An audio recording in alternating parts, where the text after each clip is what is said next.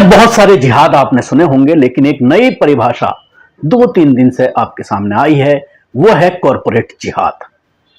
अर्नब गोस्वामी हो या अंजना ओम कश्यप, इन लोगों ने इसको लेकर के अपने चैनलों में बड़े बड़े शोज किए और निदा खान को लेकर के यह दावा किया गया इन एंकर्स के जरिए। अपनी टीवी स्क्रीन पर भी आप देख सकते हैं कि थंबनेल जो बनाए गए उसमें निदा खान को यह बताया गया कि मैन जो है इस पूरी मामले की साजिशकर्ता ये निदा खान है, जो एचआर मैनेजर है। लेकिन टीएसएल जिस कंपनी का बारे में यह बात कही गई है, उस कंपनी ने बाकायदा एक प्रेस नोट जारी कर यह कहा है कि निदा खान हमारे यहां एचआर हेड के पद पर नहीं है, बल्कि वो हमारी महज एक आम एम्प्लॉई है। उसके बाद तमाम चैनलों ने इसको भी चलाया।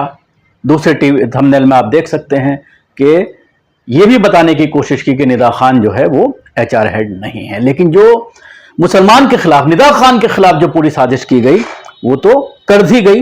अब सवाल यह खड़ा होता है कि आखिर जो हाईली प्रोफाइल्ड प्रोफेशनल्स मुस्लिम्स हैं, जो इस तरह के जॉब्स पर जा रहे हैं, अब हिंदूवादी संगठनों का उन पर टारगेट है, उन पर हमला है। क्योंकि प्रोफेशनल्स बड़ी संख्या में मुस्लिम जो है आईटी सेक्टर्स में जा रहे हैं और अच्छी सैलरी वहां से उठा रहे हैं, अपने घर वालों को पाल पोस रहे हैं, अपने घर वालों की जिम्मेदारियां उठा रहे हैं। तो अब यह बात हिंदूवादी संगठनों को हजम नहीं हो रही है। एक फर्जी कहानी घड़ी गई, वो भी ऐसी कंपनी में जहां पर सिर्फ 3-4% मुस्लिम्स हैं, और यह बताया गया कि धर्म परिवर्तन का एक बड़ा रैकेट यहां पर चलाया जा रहा था। निदा खान उसकी हेड थी एचआर की, जिसकी वजह से तमाम एम्प्लॉय उसके दबाव में रहते थे। वो दूसरी मुस्लिम, गैर मुस्लिम जो महिलाएं हैं उनको बुर्का पहनने के लिए जबरदस्ती करती थी, और जितने भी मुस्लिम एम्प्लॉय हैं वो बीफ खिलाने की कोशिश करते थे,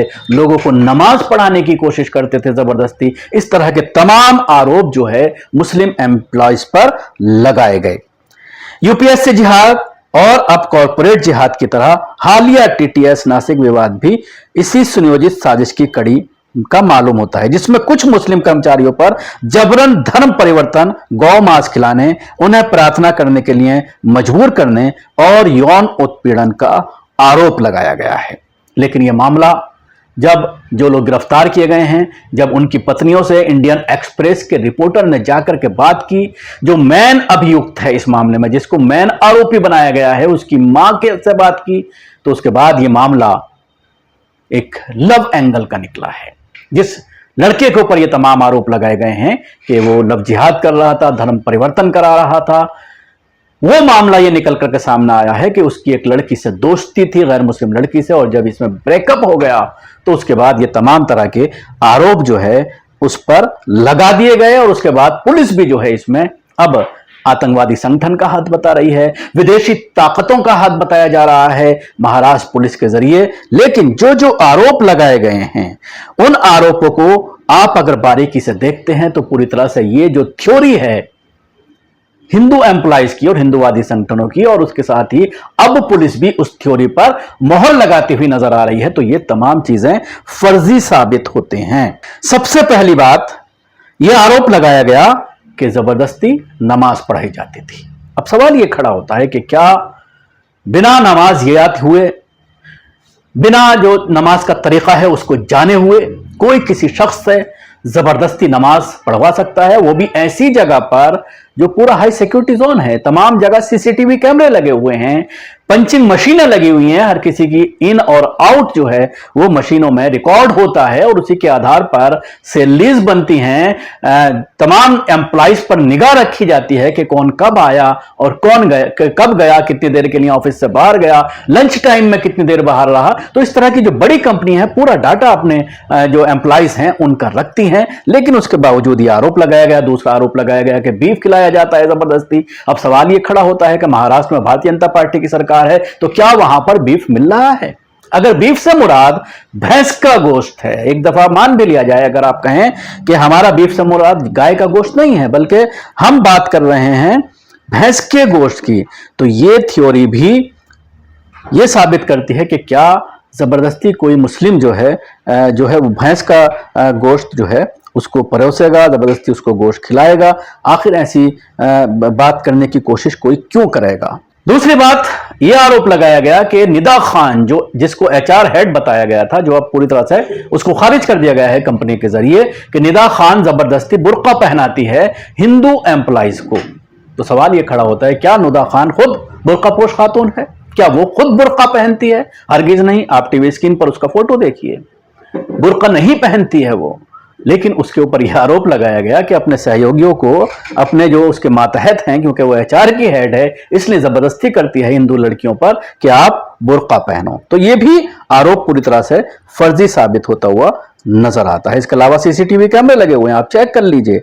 इसके साथ ही एक आरोप लगाया गया कि एक मुनज्जम गैंग चलाया जा रहा था मुस्लिम एम्प्लॉइज के जरिए।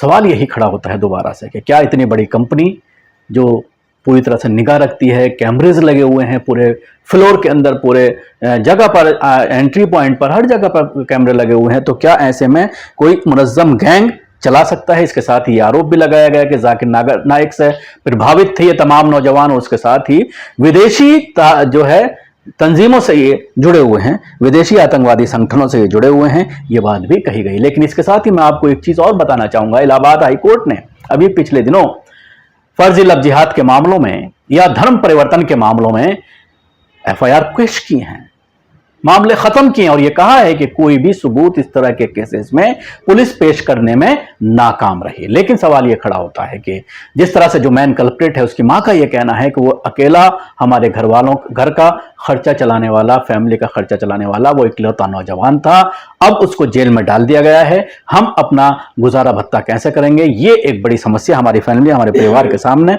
खड़ी हो गई है। अब ऐसे में सवाल यह खड़ा होता है कि मुस्लिम तंजीमें और वो लोग जो इस तरह के मामलों पर जो है वो कानूनी लड़ाई लड़ते हैं, क्या उनको इस तरह के केसेस को भी जो है, इस खास तौर से इस केस को भी जो है की कानूनी लड़ाई लड़नी चाहिए? और क्या अब सबसे बड़ी जिम्मेदारी इस केस में जो है वो अदलिया पर आती है, सबसे बड़ी जिम्मेदारी कोर्ट पर आती है कि वो इस पूरे मामले में क्या फैसला लेता है, क्या निर्णय लेता है।